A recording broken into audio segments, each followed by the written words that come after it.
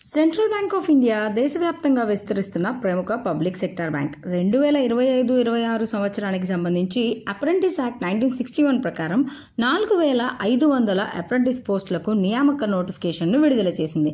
ఇది బ్యాంకింగ్ రంగంలో అనుభవం పొందాలనుకునే డిగ్రీ పట్టభద్రులకు ఒక అద్భుతమైన అవకాశం. ఇక ఈ నోటిఫికేషన్కి సంబంధించి పూర్తి వివరాలు ఈ వీడియోలో మనం చూద్దాము.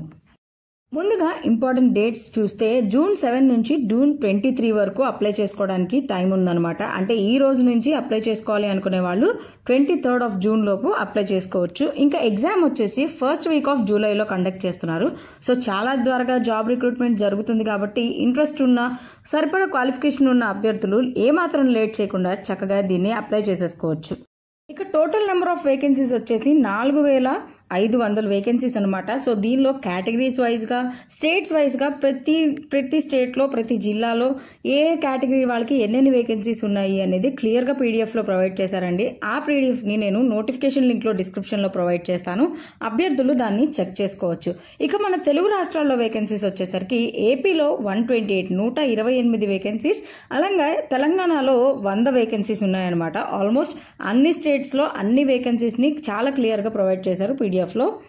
ఇక నెక్స్ట్ ఎలిజిబిలిటీ విషయానికి వస్తే మీరు ఇండియన్ సిటిజన్ అయితే సరిపోతుందన్నమాట.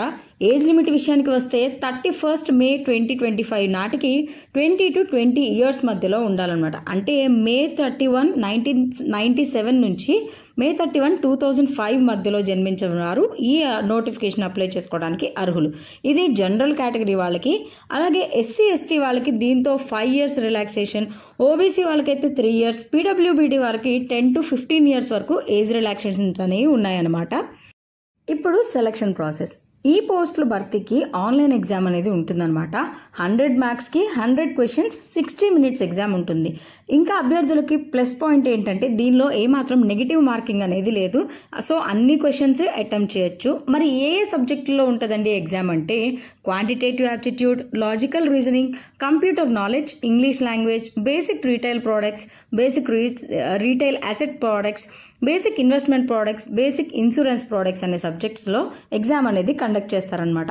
ఈ ఎగ్జామ్తో పాటు లోకల్ లాంగ్వేజ్ టెస్ట్ కూడా ఉంటుందండి. సో మీరు ఏ స్టేట్కి అయితే జాబ్లు అప్లై చేస్తున్నారో ఆ స్టేట్ యొక్క లోకల్ లాంగ్వేజ్ మీకు ఖచ్చితంగా వచ్చి ఉండాలి. మాట్లాడడం, రాయడం వచ్చి ఉండాలన్నమాట.